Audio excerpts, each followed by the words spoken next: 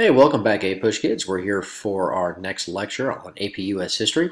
Today we're going to be talking about the cultural interactions between Europeans, Native Americans, and Africans. Our essential question for today says, explain how and why European and Native American perspectives of others developed and changed in the period. So the first key idea we want to look at is how, in their interactions, Europeans and Native Americans asserted divergent, or that means different, worldviews regarding things such as religion, gender roles, land use, and power. And so basically they have really different views on all of these different things. So let's first look at religion. Now, Native Americans, there's going to be a lot of different groups. We use one term to describe a very diverse and a very spread out system of many, many different cultures and peoples. Conversely, the Spanish and other Europeans were monotheistic. They were oftentimes Roman Catholic or Protestant, but they did not understand each other and their different types of religions.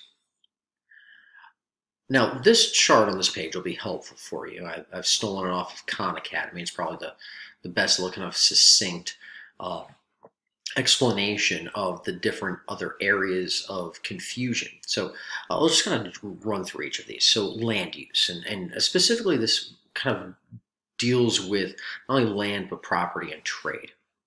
So Native Americans oftentimes temporarily used plots. Basically everything was communal. There wasn't like my land or your land. It was a village's land. And hunting ranges and things like that were oftentimes shared between different kinship groups. Particular cities or towns, tribal land holdings were oftentimes shared with other ones because those people were often related to each other in some way. And so it was temporary. They moved from place to place as they needed to. They would go into from summer places to winter places, and especially in the New England region. This was very different from the Europeans.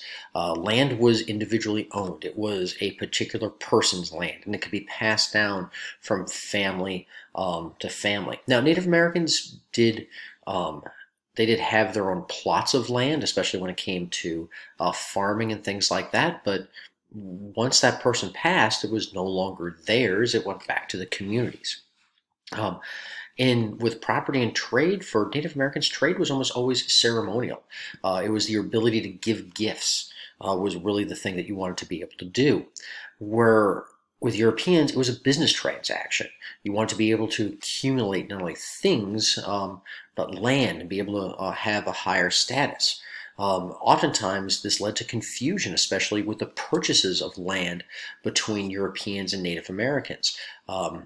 Native Americans often thought it was, gift giving, or it was, temporary, whereas the Europeans thought that they were purchasing the land forever from the Native Americans. And this led to lots of early conflict. Gender roles were also very different between the different groups.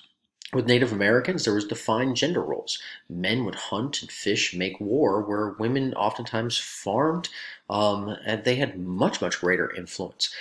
Europeans couldn't understand these gender roles. Oftentimes they would see men not working, but that wasn't their role to farm. They were just in between hunts, or it wasn't time to go fishing again. Whereas the women would be out there working the fields. And so oftentimes Europeans called Native American men very lazy. Well, conversely, Europeans, men did much of the physical labor. They made the household, they were the farmers, they would make war. Women were often assigned domestic tasks, such as weaving or rearing children. Native Americans oftentimes couldn't understand why European women were so lazy and not doing enough work. And so this led to these mutual misunderstandings between these two different groups, that they just did not understand one another and how their societies particularly worked. Which leads us then to our next big idea. And that is, as European encroachments on Native American lands and demands of their labor increased, Native people sought to defend and maintain their political sovereignty, economic prosperity, religious beliefs, and concept of gender relations, oftentimes through military resistance. So during this entire time, especially the Spanish, we're going to see their empire continue to grow. And it's going to be moving westward. Now, as it moves westward, they're going to need an increased amount of people to work their incoming into system. And they're going to continue to um, bring under more and more Indian groups. Now, many of these Indian groups are going to resist these incoming Indas, this forced labor.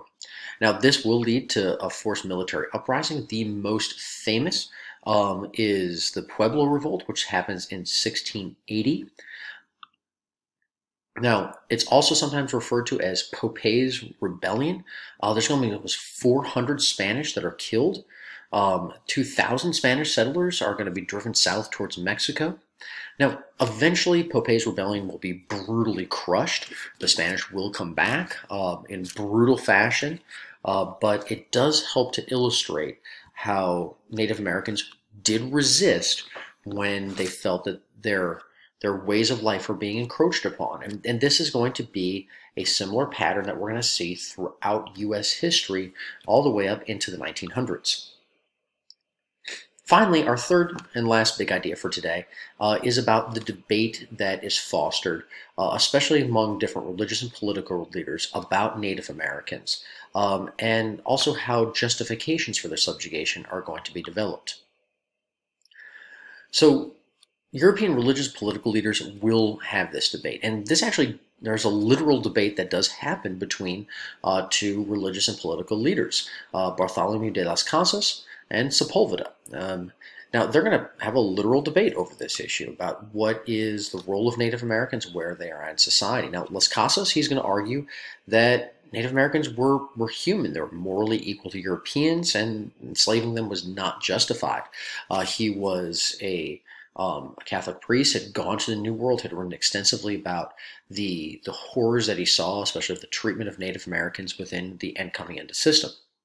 Now, on the other hand, Sepulveda argues that Indians were less than humans. They were savages, a term that we oftentimes see used in terms of Native Americans. And he says and argues essentially that they're better off by serving in the incoming Inda system. They're going to be Christianized. They're going to have a better future, and even if they die, then they'll go to heaven. So that's good, I guess.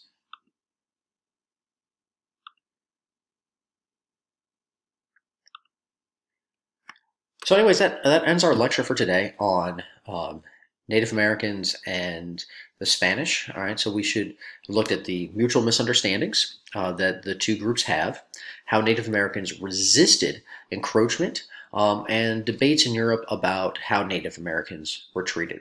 Now, don't forget to bring tomorrow to class your questions that you may have or something, as well as your connection to something else that we've talked about during this particular year.